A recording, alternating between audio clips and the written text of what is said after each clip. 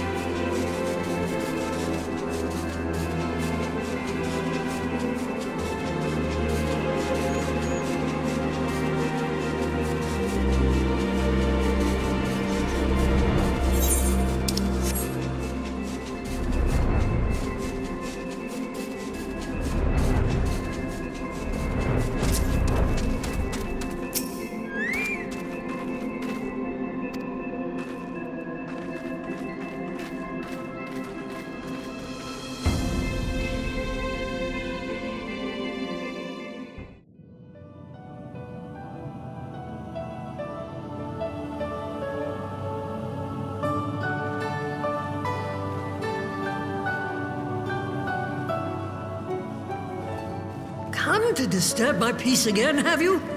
I hide myself away in a cave, and still you people insist on pestering me with your problems.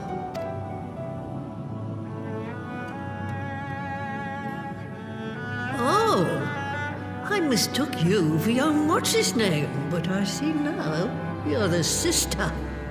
Weren't you supposed to be the lively one? I've seen happier faces at a rain-sodden burial. Well, I'm sorry to dash your expectations, but the situation isn't exactly conducive to gaiety. Ha! That's more like it. Stoller used to spit and hiss like a wildcat too. Better for a young thing like you to be filled with fire and leave the doom and gloom to your elders. Now, what exactly does this tragic situation of yours have to do with me? If I may, Master Matoya, we have need of your crystal eye once more.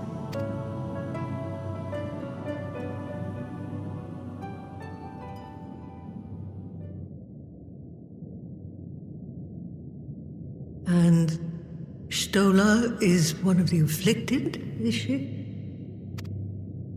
Very well.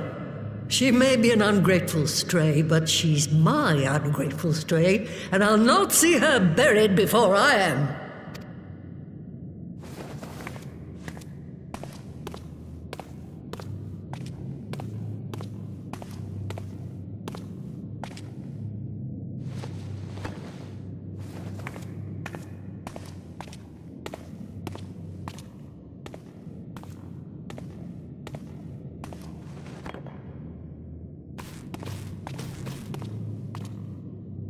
Right, let us see what we can see. I'll begin from where our friends first fell, and cast my senses out from there.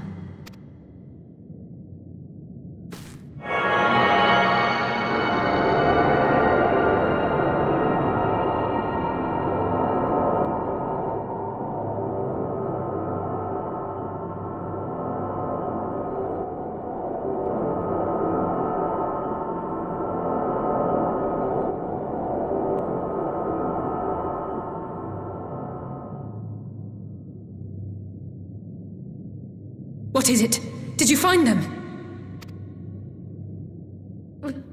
This doesn't make sense. How is it even possible? How is what possible? Kryl, what did you see? The threads, they just ended. And no, I didn't lose track of them. I followed them as far as they went. It's as if they were cut off. Could their ether have dissipated if it had? Oh, gods! Their bodies are just husks. It's like the broodmother's daughter all over again. No, this is different. The Kalyana girl was already dead, body and soul, when Lakshmi effected her resurrection. Aye, let's not jump to conclusions. If their physical forms yet breathe and show no signs of wasting, then it follows that their souls must still be intact somewhere. But where? That's the question, isn't it, girl? Death has not taken them to the ethereal sea, yet there are no tracks left for us to follow.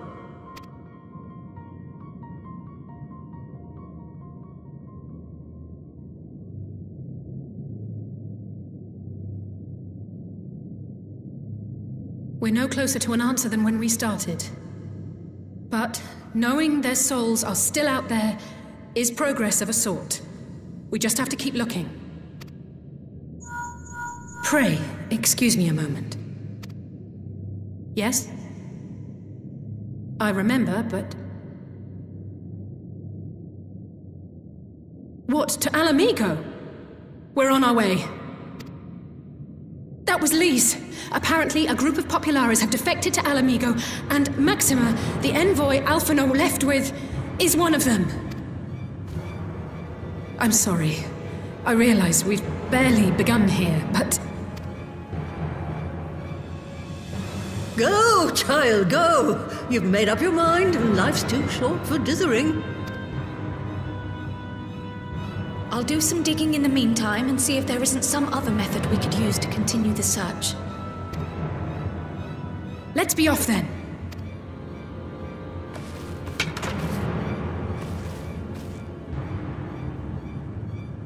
Oh, not again. The enchantment barely seems to take these days. I chalk it up to old age, but I rather doubt it's that simple.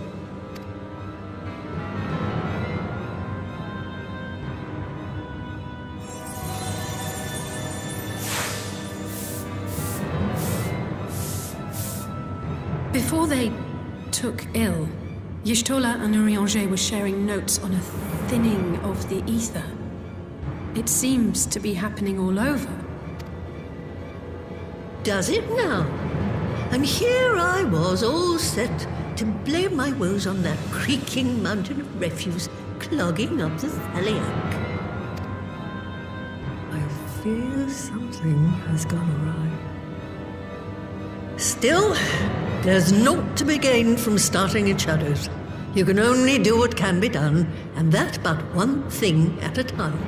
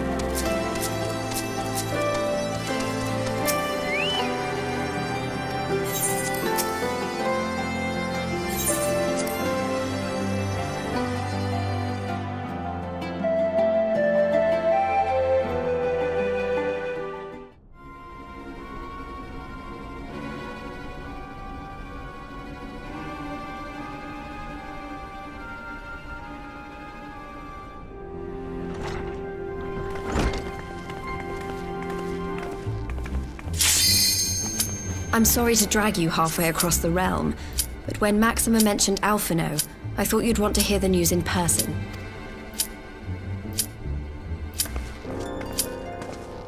Ah, we meet again. Though I was hoping our reunion would be under more auspicious circumstances. What happened to my brother? Where is Alphino? Never fear, my lady. Your brother was in fine health when I took my leave of him, and I have no reason to assume that has changed. You assume? If you will allow me, I shall endeavor to explain events. Our troubles began not long after we departed Doma. While crossing the burn, we were fired upon by the Emperor's personal guard and forced to make an emergency landing. As we stumbled from the wreckage, our attackers fell upon us again, and we would have perished there and then were it not for the intercession of a third party, a band of mercenaries whose leader claimed to pursue a vendetta against the Ascians. This shadow hunter, as he styled himself, then escorted us out of the wastes to relative safety. Upon arriving back in civilization, I gathered my Populares colleagues and prepared to flee the Empire. Master Alphino, however, declined the invitation to join us, preferring to continue his investigation into the Ascian threat. Well, at least he's not lying in a heap in the burn. Tell us more about these Ascian hunters. Who are they? And is Alphino still with them? He is. As to who they are, I'm afraid I have nothing to tell you. Beyond the fact that they root out and destroy Ascians, they were unwilling to divulge anything which might serve to identify them. They would not even reveal their next destination. But Master Alphinaud asked to accompany them all the same. Since parting company with your brother, we've been engaged in a game of cat and mouse with the Emperor's Guard. We made our way through province after province, finding the army busy restoring order wherever we went, until we finally arrived here in Alamigo. I cannot thank Commander Aldin enough for giving us such an unexpectedly warm welcome. I'm not inclined to turn away refugees, no matter which land they call home. And if they can tell me how things lie in Garlemald, all the better. On that subject, there is much I would tell you. During the course of our journey, we heard tales that an entire rebel army had been slaughtered in the space of a single night. It would seem my former comrades grew tired of putting down uprisings in the conventional manner, and chose instead to bring a formidable new weapon to bear. Details were sparse, but the rumor alone was enough to dampen the flames of rebellion. I have also heard reports that several companies have withdrawn from their designated provinces and begun marching westward. It is my assessment that the Empire's forces are mobilizing for a large-scale military engagement. Westward? You mean they're getting ready to invade Alamigo? We knew this was coming, but not that it would be so soon.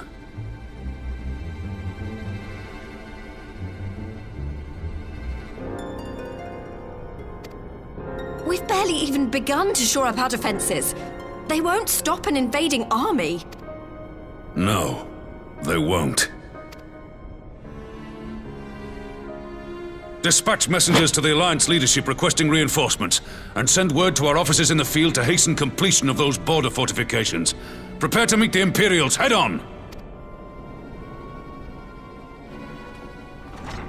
No matter how quickly we act, we still want for time. When the enemy comes into view, our best recourse will be to open negotiations with their commander, and see that the ensuing proceedings take as long as... Would you and Alisaie head to Doma and let Lord Hien know about this? I'm sure he'll want to hear about Alphinaud too. Consider it done. We'll send word when...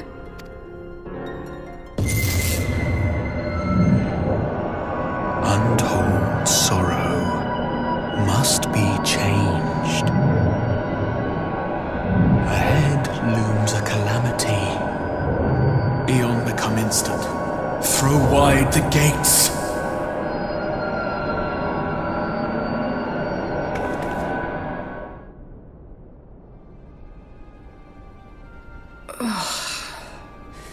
You heard it too. Well, at least we're both still standing. Oh, thank the gods. I thought we'd lost you for a moment there. Why does this keep happening? I wish I knew. Nothing we've tried has brought us any closer to an answer. We'll keep working on it. But first, we need to go and see Lord Hien.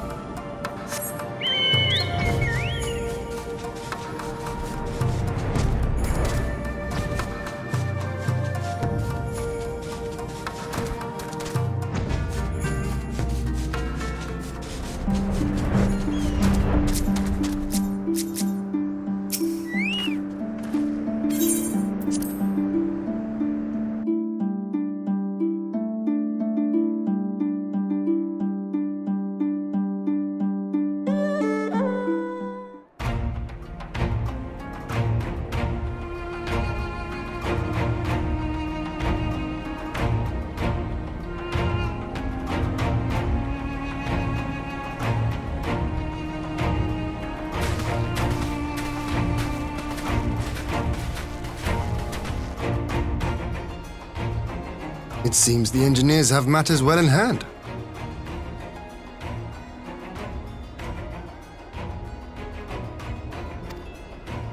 Should the barrier work as we intend, Doma will be free to reinforce her allies in Alamigo without fear of weakening her own borders. Honored friends, the time has come to put your hard work to the test. Start the generator.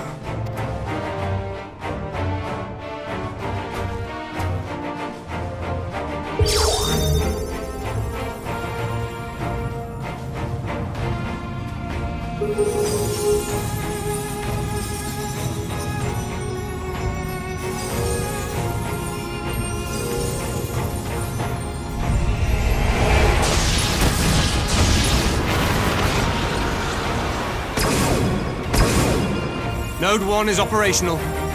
Nodes 2 to 8 are reporting similar energy levels. The barrier is forming. $1,000 yards. 2,000. 3,000. Expansion remains smooth. No fluctuations detected.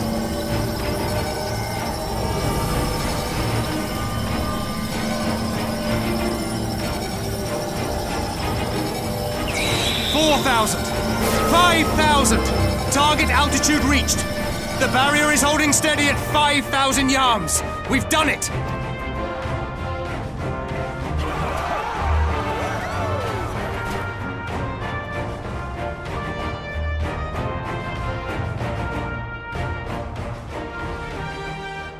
Is that an Imperial airship? Of all the rotten timing. But this is a gift, Mistress Alisaie. They can test our new wall for us.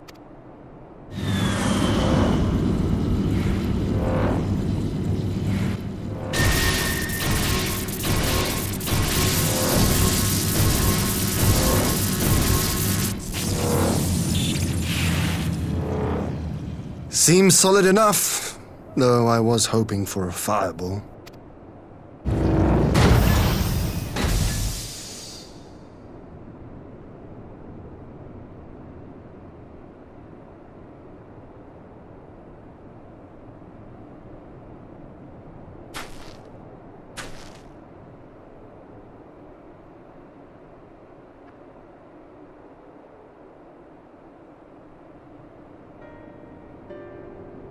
By the gods, it's Alphinaud. What are you? Let me go! He has my brother! Lower the barrier!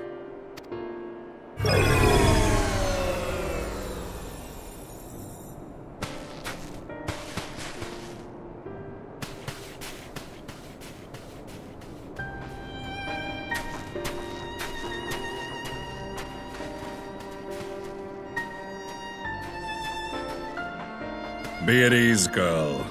The lad is not dead, merely locked in slumber.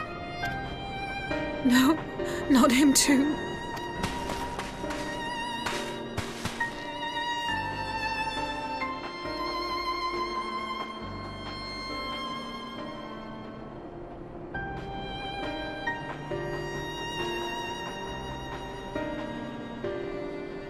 We could identify no cause and found no remedy. Thus I sought to return him to Doma, and into the arms of Lord Hien himself, it would seem. It is a day for fated reunions.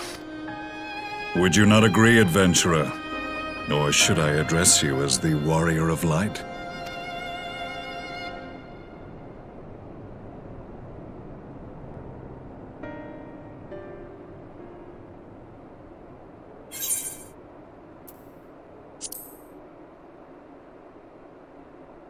I, Gaius van Baelsar, the Black Wolf. That was the title I was given, one I have long since relinquished. Stand down. The legatus of the 14th Imperial Legion died in Castrum Meridianum. I am no more than Gaius Baelsar, a man without rank or allegiance. Impossible! There's no way you could have survived. Do you remember how it unfolded? How I was deceived by Lahabrea? How I was convinced that reviving the Ultima weapon would allow me to bring peace to Eorzea? The Ascian used me, as he used so many others, all to further the restoration of his wretched god. Yet even with the might of Alec at my command, you bested me. And as the Praetorium went up in flames, I was content to burn along with it. For a moment at least. A moment of folly. To surrender my life thus would have been to betray all who died for my cause. It was for them that I dragged myself free of the rubble, and swore vengeance on the Ascians.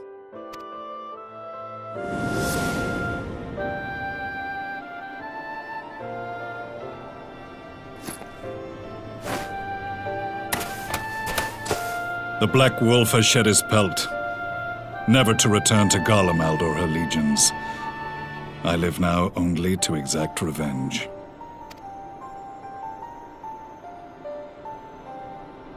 My principal quarry was to be Lahabrea, whom I gather you have since ushered onto oblivion. But so many more remain, long as their kind lurked in the shadows, laboring to sow chaos throughout our world. I would see each and every one dragged into the light and put to the sword. Are the Scions not of like mind? In this single respect, perhaps. Then I shall continue the partnership the boy began, and share what intelligence I have acquired. Among the Ascians, the Black-Masked Ilk are subordinate to those who wear red. This you already know. Yet among the Red there exists a hierarchy. Those set adrift with the shards clearly stand below those still joined to the source. Nabriales, who once dared to intrude upon the Rising Stones, belonged to the former group, and while he was indeed a dangerous foe, his powers were inconsequential next to the paragons of the source. The first was Lahabrea, who plagues us no more. There is also the white-robed Elidibus, and the elusive Emmet Selk, about whom little is known. We have files on Lahabrea and Elidibus, but I believe this Emmet Selk is new to us? As I assume my brother told you, we have evidence to suggest that an Ascian now walks in the body of the Crown Prince. Have you identified this interloper? Elidibus seems the most likely culprit. As emissary, it is his role to maintain the equilibrium between darkness and light. Your many deeds in Hydaelyn's name have upset the balance, and I believe he seeks to restore it by throwing his considerable power behind the Empire. As a leader of the Ascians, he is one of our primary targets. It was on the trail of this very prey that the boy and I came across the scene of a failed uprising. In the absence of a single Garlean casualty, we inspected the bodies of the rebels, and the lack of any external injury drew my immediate attention. They had been slain by Black Rose, an alchemical invention of the Imperial Army. When I yet served as legatus, I ordered its production halted, and all stockpiles destroyed. Toxic gas is not a tool of conquest, but of extermination. Toxic gas? This must be the new weapon Maxima warned us about. Something deadly enough to sweep away all resistance in a matter of hours. Gods. You don't think they're planning to use this in Alamigo, do you? Put your fears to rest. We infiltrated the production facility and destroyed all existing stores of the chemical along with the plant itself. Even should they rebuild the operation, they will not soon manufacture another batch. Regardless, I would draw your attention to a directive we discovered in the plant's records. The document was marked with a recent date and authorized with the signature of one Zeno Ciegalvus.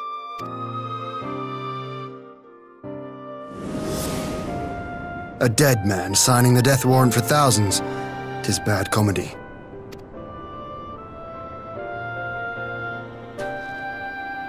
But the tale does not end there. Within that same facility was a chamber filled with devices of elegant design. Cloning technology, we realized. And what should we find in each and every incubator? But a young Emperor Solus.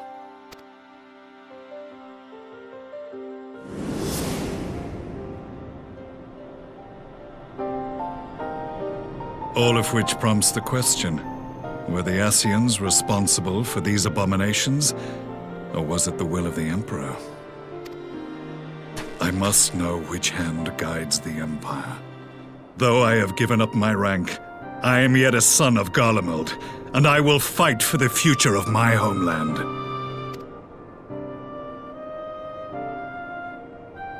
It is time I return to the hunting of shadows. We should focus on our common foe. To reopen old quarrels now would serve no purpose. You saved my brother's life, so I'm willing to let sleeping dogs lie. But in truth, it's not my decision to make.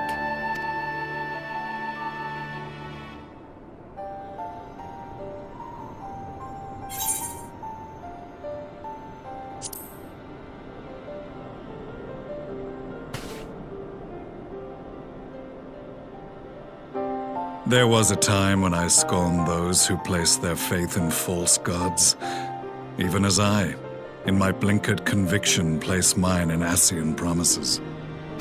Unlike yours, my strength of will and my restraint was found wanting. We shall meet again, warrior of light.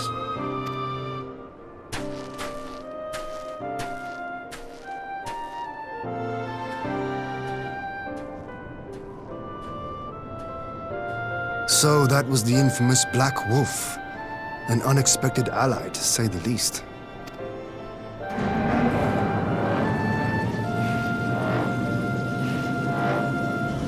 Well, I am content to leave the fine-tuning of the barrier to cleverer minds. Let us bid our friends from the Ironworks farewell, and see what can be done for Alphinaud back in Dorma.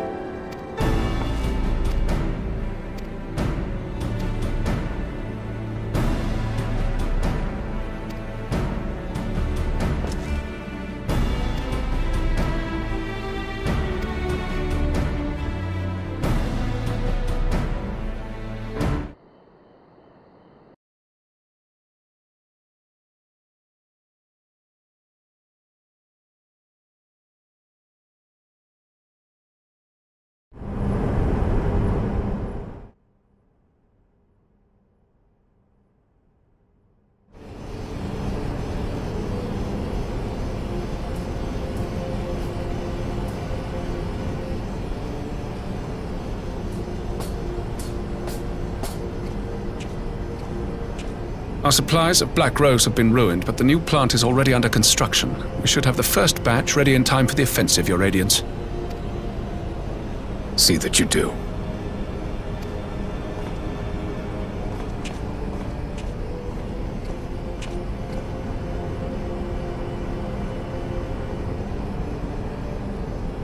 Ah, yes, the infamous Black Rose. If I recall correctly, Gaius did not much care for the invention.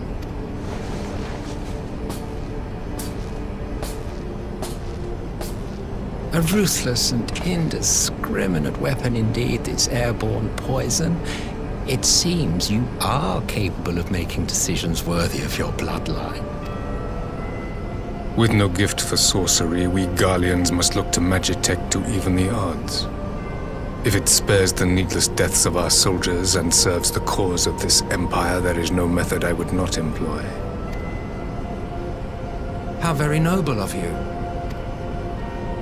Truly, though, I must commend you for embracing your role as Emperor. You play the part of the determined ruler well. Sometimes even I catch myself believing.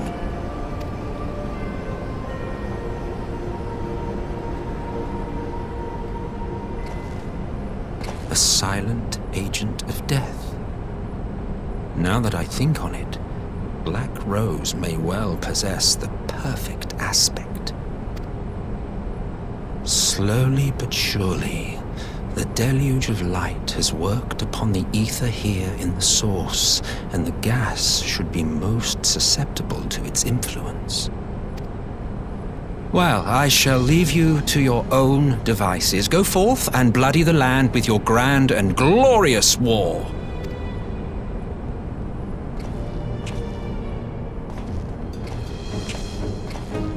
While you do what, precisely?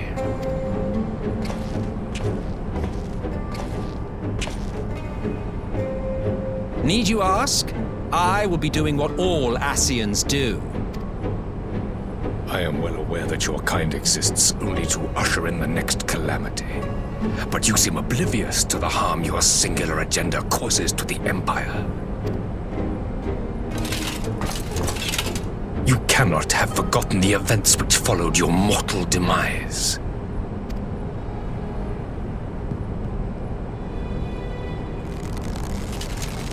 Our homeland was plunged into civil war for your failure to name a successor. The edifice you so carefully constructed was but a hair's breadth from collapse. Are you truly so naive? You thought me oblivious to the consequences of a departure so painstakingly timed? It was by design? Well, of course it was. Though I will admit the resulting panic exceeded even my wildest expectations. But how can you be surprised? Throwing the world into disarray was the very purpose for which this nation was, as you say, so carefully constructed.